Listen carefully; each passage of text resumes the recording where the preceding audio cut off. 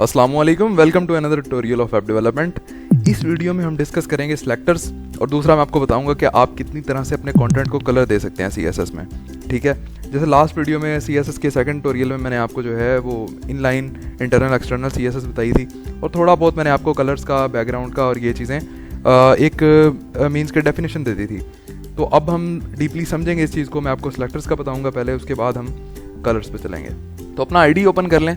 तो यहाँ पे एक न्यू HTML फाइल क्रिएट कर लेता हूँ मैं सिलेक्टर्स के नाम से, और सिलेक्टर्स एंड कलर्स .html। ठीक है, तो ये HTML टाइप की मैंने एक फ़ाइल क्रिएट कर ली है। यहाँ पे अब आप यहाँ पे ये एक्सक्लेमेशन मार्क प्रेस करके एंटर एब्रीविएशन पे यहाँ पे एंटर कर देंगे तो आपके पास ये बॉयलर प्लेट लग जाएगी। ये लिटिल बिट ऑफ कोड जो है ये आपको आईडी खुद ही दे देता है, इसको बॉयलर प्लेट कहते हैं। तो यहाँ पे मैं इसका टाइटल जो है मैं चेंज कर लेता हूँ, सिलेक्टर्स एंड कलर्स कर देता हूँ। ठीक है, तो इसका टाइटल हमने चेंज कर लिया है। अब हेड के अंदर मैं एक स्टाइल का टैग लगा लेता हूँ, थोड़ी CSS बना लेता हूँ। यहाँ पे हेड के अंदर हमने ये स्टाइल बना लिया। अब बॉडी में थोड़ा सा मार्कअप लगा लेते हैं हम। यहाँ पे पैराग्राफ ले लेता हूँ मैं एक paragraph. I am writing a paragraph. इसी टेक्स्ट को मैं 2 टाइम्स और कॉपी कर लेता हूँ। ये मैंने 2 टाइम्स और कॉपी कर लिया। इसी पैराग्राफ को मैं 2 टाइम्स और कॉपी कर लेता हूँ। ठीक है, ये 2 टाइम्स और कॉपी कर लिया मैंने। तो ये हमारे पास 3 पैराग्राफ जो हैं ये बन चुके हैं। तो सिलेक्टर्स का जैसे मैंने आपको बताया था कि अगर हमने इस पैराग्राफ्स पे हमने अप्लाई करना है तो CSS की जो सिंटैक्स होता है ना, उसमें क्या होता है, पहले सिलेक्टर आता है, पैरेंथेसिस लगा देते हैं, उसके बाद प्रॉपर्टी आती है। प्रॉपर्टी मीन्स अगर हमने कलर चेंज करना है तो ये होगी प्रॉपर्टी, और कलर हम इसको कर देते हैं ब्लैक। ठीक है, ऑलरेडी ब्लैक है तो ब्लैक नहीं करते हैं, हम इसको कलर कर देते हैं पर्पल कलर कर दिया। ठीक है, तो ये मैं Ctrl+S करके सेव करूँगा। तो ये देखें, ये सिलेक्टर, ये प्रॉपर्टी और ये प्रॉपर्टी की वैल्यू। ठीक है, ये है आपका CSS का सिंटैक्स। और ये मैंने P सिलेक्टर से यूज़ किया ना, यहाँ पे P सिलेक्टर यूज़ किया, तो जितने भी पैराग्राफ्स हैं सब पे ये प्रॉपर्टी अप्लाई हो चुकी है। ठीक है, Ctrl+S करके मैंने सेव कर लिया। जहाँ पे फाइल सेव है वहाँ जाके ओपन करते हैं इसे। तो ये मेरे पास आ गया सिलेक्टर्स एंड कलर्स। इस पर डबल क्लिक करूँगा तो ये देखें, पैराग्राफ 3 थे ना, तीनों की जो राइटिंग है वो पर्पल कलर की हो गई है। ठीक है, यहाँ पे मैं एक हेडिंग भी दे देता हूँ इसे। ये बाकी टैब्स को मैं क्लोज कर देता हूँ। यहाँ पे पहले इसको हेडिंग दे देते हैं, H1 ही दे देता हूँ, सिलेक्टर्स एंड कलर्स। Ctrl+S करके सेव कर लिया है, इसको रिफ्रेश करता हूँ तो ये देखें हेडिंग भी आ चुकी है।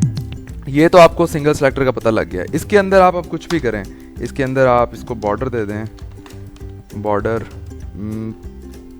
Black 2 pixel. ठीक है, और बॉर्डर स्टाइल भी दे देता हूँ मैं इसे।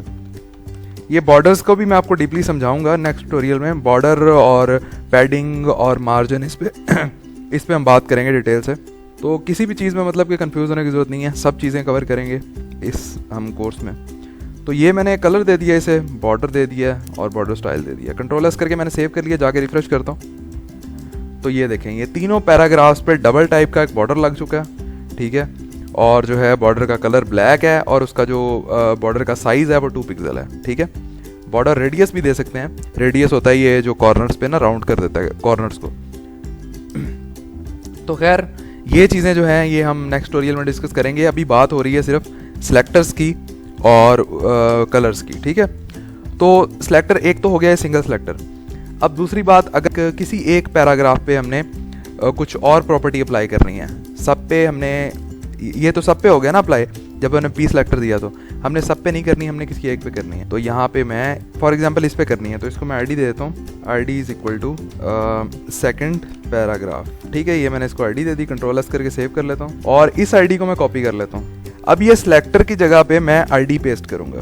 ID के स्टार्ट में हैश लगाते होते हैं, Ctrl+S करके सेव कर लेता हूँ, जाके रिफ्रेश करते हैं तो ये देखें, जिस पैराग्राफ की ID दी थी एज अ सिलेक्टर सिर्फ उसी पे वो प्रॉपर्टीज अप्लाई हुई हैं, बाकियों पे नहीं हुई। बाकी एज इट इज़ ही शो हो रहे हैं यहाँ पे। ठीक है, तो ये ID जब भी लगाते हैं साथ में उसके ये वाला साइन लगाते हैं। तो पहले मैंने आपको सिंगल सेलेक्टर का बताया, उसके बाद हमने आईडी की बात की, अब चलते हैं क्लास पे। तो अब बात करते हैं हम क्लासेस की। क्लास, मैंने आपको आईडी का बताया था कि आईडी जो होती है ना वो हर एलिमेंट की यूनिक होती है, मतलब एक आईडी सिर्फ एक एलिमेंट के साथ ही यूज़ हो सकती है, ठीक है। लेकिन जो क्लासेस होती हैं, क्लासेस, एक क्लास जो है वो डिफरेंट जगह पे यूज़ हो सकती है। एक एलिमेंट में मल्टीपल क्लासेस भी यूज़ हो सकती हैं, ठीक है। एक मतलब कि हमने क्लास बना के रख ली है, उसमें डिफरेंट प्रॉपर्टीज़ जो हैं वो हमने डिफाइन कर दी हैं, वो क्लास हम कहीं पे भी जाके यूज़ कर सकते हैं।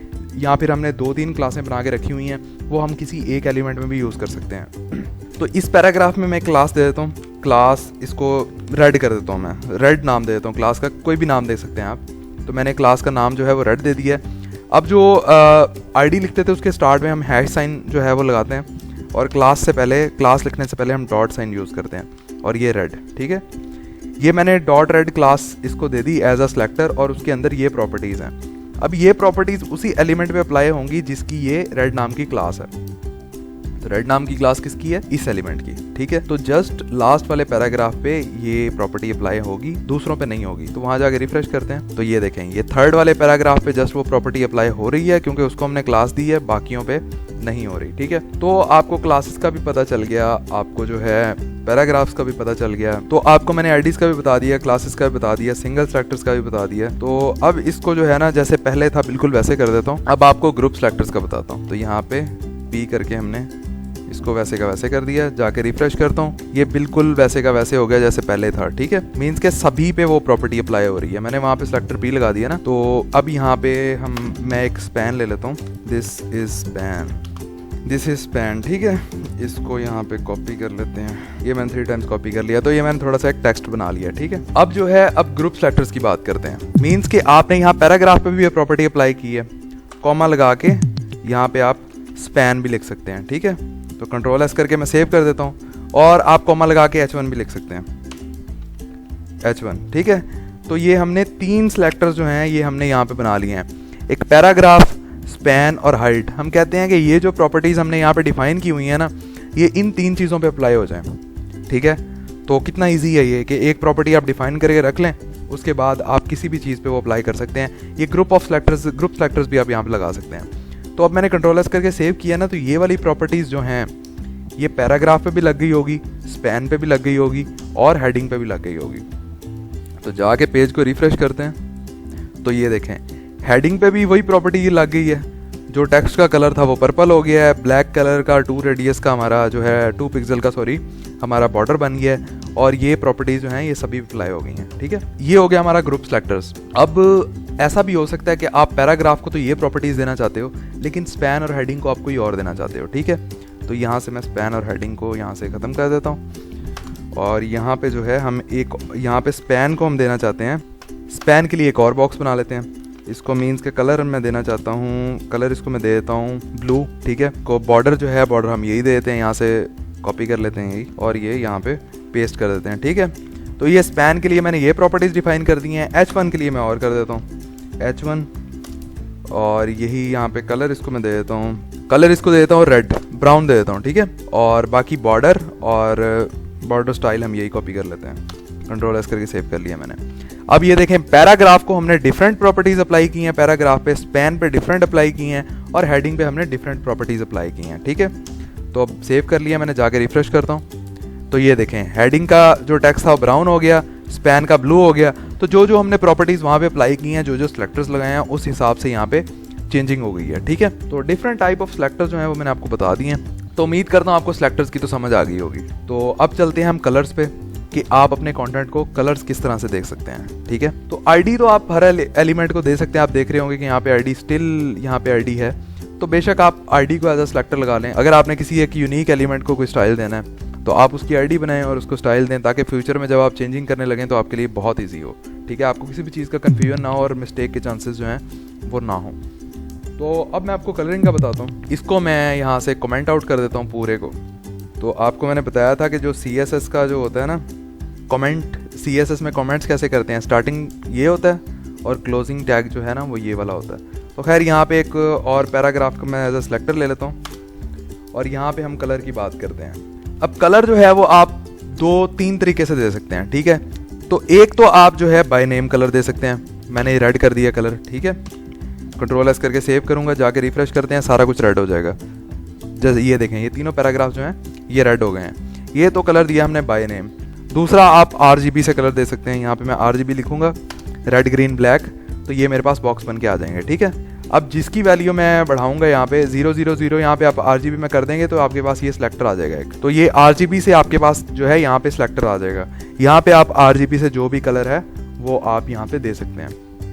यहाँ से आप ट्रांसपेरेंट कर सकते हैं, ठीक है, और यहाँ से आप जो कलर देना चाहें RGB वैल्यू के ज़रिए आप दे सकते हैं। ठीक है, तो इसको मैं जो है ब्लू कर देता हूँ, थोड़ा सा ये ब्लैकिश ब्लू कर देता हूँ। ठीक है, तो कंट्रोल एस करके मैं सेव करूंगा। ये RGB की वैल्यू आ गई है हमारे पास। ठीक है, तो यहाँ से RGB की वैल्यू आप देख सकते हैं। तो कंट्रोल एस करके मैंने सेव कर लिया है। यहाँ पे जाके मैं इसको रिफ्रेश करूंगा तो ये देखें, ये ब्लैकिश ब्लू सा हो गया। ठीक है, जो भी हमने इसे कलर दिया, तो ये ज़्यादा विजिबल नहीं हो रहा, तो कलर मैं इसका चेंज कर लेता हूँ। कलर मैं इसका ये वाला कर लेता हूँ। कंट्रोल एस करके मैंने सेव कर लिया जहाँ, तो ये देखें कलर जो है वो पिंक टाइप हो गया।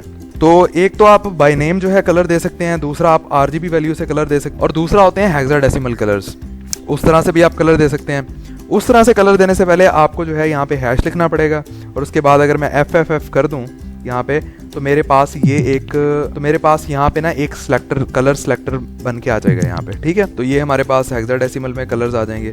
तो यहाँ से हम कोई भी कलर जो है पिक कर सकते हैं। ये हमारे पास पिकर आ गया, कलर पिकर, तो यहाँ से कोई भी कलर हम पिक कर सकते हैं। जो भी कलर पिक करेंगे ना हेक्साडेसिमल में, उसकी वैल्यू यहाँ पे ये ऊपर आती जाएगी। ठीक है, अगर आपने फॉर एग्जांपल किसी वेबसाइट किसी और वेबसाइट को देख के आप अपनी वेबसाइट डिजाइन कर रहे हैं, तो वहाँ पे जो सेम टू सेम कलर है वो आपको चाहिए, तो वहाँ पे जाके नेक्स्ट वीडियो में आपको क्रोम डेवलपर टूल का बताऊंगा, वहाँ से आप उसकी हेक्स वैल्यू या RGB वैल्यू जो है वो आप कॉपी करके यहाँ पे लाके पेस्ट कर सकते हैं, सेम टू सेम वही कलर लग जाएगा। ठीक है, अब ये इस हेक्स कलर की वैल्यू है, ये मैंने इसको कलर दे दिया, कंट्रोल एस करके सेव करता हूँ, और यहाँ पे हम देखेंगे तो वही कलर हो गया जो वहाँ पे हमने दिया है। तो आप बाय नेम कलर दे सकते हैं, RGB वैल्यू से कलर दे सकते हैं, और ये हेक्साडेसिमल कलर्स जो है आप अपने कंटेंट को दे सकते। तो ये तीन मैंने आपको कलरिंग के तरीके बताए, आपको डिफरेंट सेलेक्टर्स बताए। नेक्स्ट वीडियो में बहुत ही मजे की चीज आपको बताऊंगा। वैसे तो वो यूज होती है कि आप डेवलपर्स की हेल्प के लिए, कि आप अगर वेबसाइट डिजाइन कर रहे हैं, आपको बार बार आके अपने आईडी में चेंजिंग नहीं करनी पड़ेगी, आप वहीं से जो सूटेबल कलर है वो चेक करेंगे और यहाँ पे आके चेंज कर देते हैं। ये नेक्स्ट वीडियो में आपको डिटेल से बताऊंगा, लेकिन उसमें और भी बहुत चीज़ें हैं। आप इंटरनेट पे कुछ भी हो वो आप इजीली एडिट कर सकते हैं। कभी कभी ऐसा होता है कि फेक ईमेल्स हमें नज़र आ रही होती हैं, फेक चैट्स नज़र आ रही होती हैं, वेबसाइट पे फेक कंटेंट की जो है हमें स्क्रीनशॉट्स दिखाए जा रहे होते हैं, तो वो सारा क्रोम वेब डेवलपर टूल के ज़रिए होता है। आप इंटरनेट पे कुछ भी एडिट कर सकते हैं, किसी की भी पोस्ट भी एडिट कर सकते हैं, एनीथिंग ऑन इंटरनेट आप एडिट कर सकते हैं उससे। लेकिन ये बेसिकली इसलिए है कि आप अपनी वेबसाइट को इजीली डिज़ाइन कर सकें, आपको ज़्यादा बार बार मेहनत ना करनी पड़े अपने विजुअल स्टूडियो कोड में आके। तो आप जो है क्रोम पे जो आप को कलर या जो सेटिंग्स आपको सूटेबल लगती हैं आप वहीं पे अप्लाई करें और कॉपी करके यहाँ के पेस्ट कर दें। तो ये आपको नेक्स्ट वीडियो में बताऊंगा। उम्मीद है आपको मेरी ये वीडियो अच्छी लगी होगी। अगर अच्छी लगी है तो वीडियो को लाइक ज़रूर कीजिएगा, और ये कोड जिसको चाहिए, आप जो मैं काम कर रहा हूँ उसका जो आपको कोड अगर किसी को चाहिए, कुछ टैग्स की समझ नहीं आ रही, कुछ भी है, आप मुझे नीचे कमेंट में पूछ सकते हैं। मैं आपको as soon as possible reply करूंगा और आपको जो भी आपकी रिक्वायरमेंट्स हैं वो मिल जाएंगी। तो see you guys in the coming video. Thanks for watching the video. Take care. अल्लाह हाफिज़।